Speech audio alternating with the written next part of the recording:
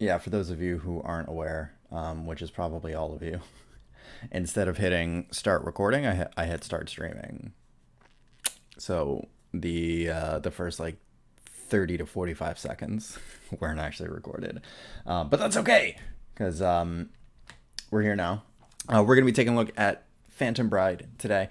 So after I did the full adrenaline stream, I was kind of eager to get back to Gore because one of the things that struck me about adrenaline was that there was a lot of parallels, specifically in the guitar work, between Heart's Wires and what I was picking up in adrenaline. So somebody had recommended Phantom Bride, and that's what we're going to take a look at today. So let's get into it.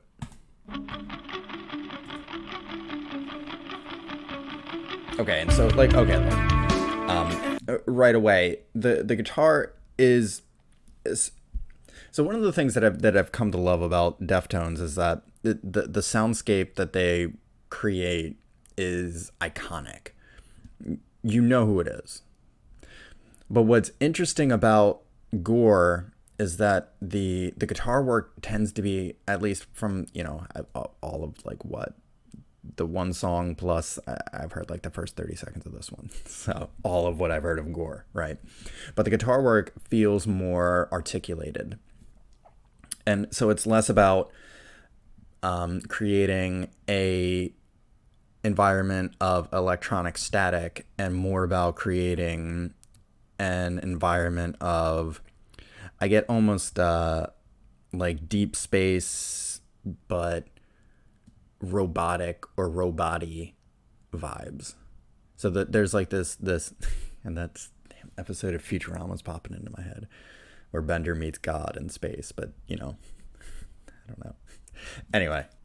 Inside of this hole you create, you hide from yourself, you separate every belief that is true. You spend your life attached to this poison. You don't feel anything out of your own, and it's true that you spend your life trapped in this void where you will stay always. Getting rid of this thought of you rotting in the same cold space. You don't want to feel anything new. You've decided to spend your life safe from emotion. This way you'll never be harmed again or confused now. You spend your life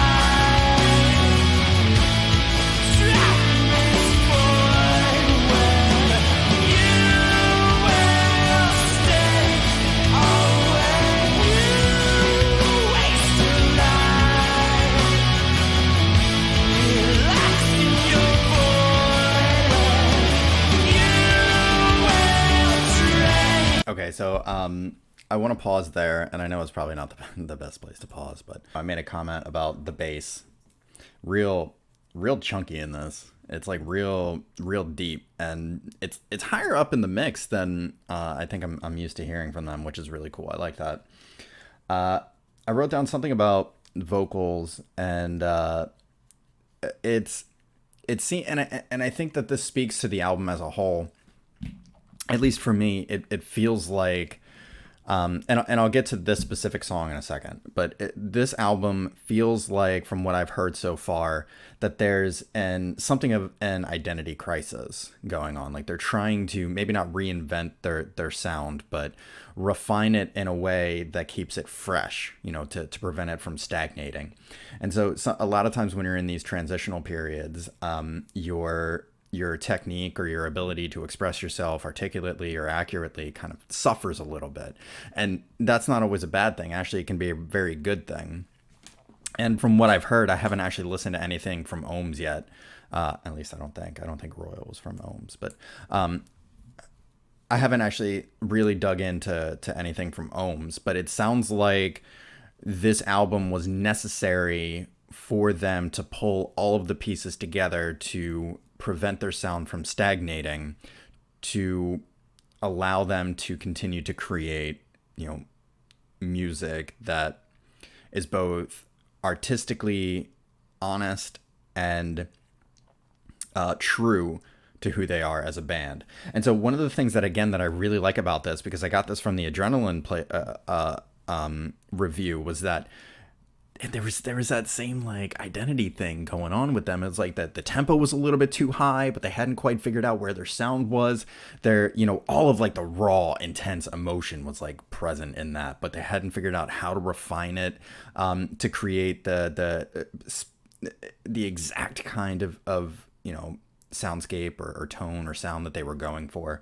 But you could feel like all of the intense, driving, raw emotion in that. And then, so this is like very similar, but almost like the inverse. So it's like a lot of the emotion has been refined. A lot of the technique and a lot of the band, like the identity, who they are, has been refined and actualized. And now they're at a turning point again, because as an artist, you recognize at a certain point that your medium or what you're trying to say as an artist is like the well is drying up kind of thing. There's almost a sense that the well is drying up. And so I think to maintain artistic integrity, experimentation is absolutely essential. So I just wanted to point that out. And it seems like it's not just Chino, but Chino specifically is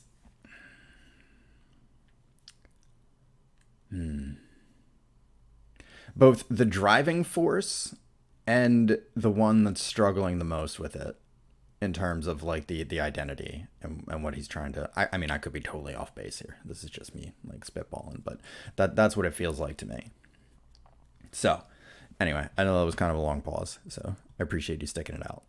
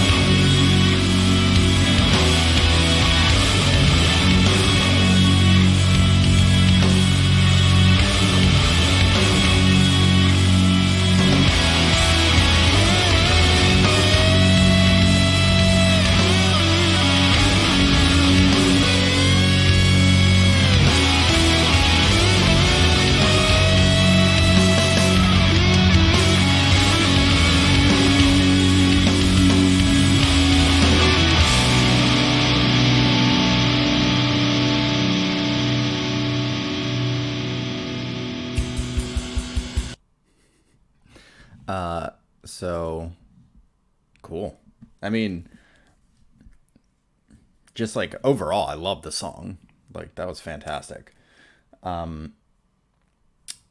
The solo, gotta be honest, was not expecting a guitar solo there. Not that it didn't fit, or it was beautiful. It was very clean, very articulate, very like well crafted, guitar solo. Just I guess not what I'm used to hearing from the Deftones, but like very pleasantly surprised there. The lyrics, I was getting a lot of. There was like the general sense of avoiding achieving your own potential. I think some of that was coming through. Hiding in your hole, avoiding maybe taking responsibility for going out and getting what you want, which could almost be a commentary on the where the band is or was when they were producing this album. I don't know, maybe that's a leap, but could almost be, at least in from my perspective. And then there was that really like odd change right at the end, which caught me off guard. Felt a little weird, which I think maybe for a lot of people who I've heard talk about this album, like kind of encapsulates the whole album. It's like it's not bad. It's just maybe misunderstood. So that yeah, the odd like emphasis right at the end kind of threw me a little bit. Not in a bad way necessarily, because what I've learned specifically with bands and artists that are really true to themselves artistically, a lot of times you can't fully appreciate their work the first time through or second time through or even like the first 10 times through. You got to give it time, to like settle and set. And so while the change at the end there may have been a little jarring the first time through, the next several listens, maybe it's more appropriate than it felt that first time. So I recognize all that. Anyway, so yeah, that was a beautiful track though, just from start to finish. Really enjoyed it. So thanks for the suggestion, guys.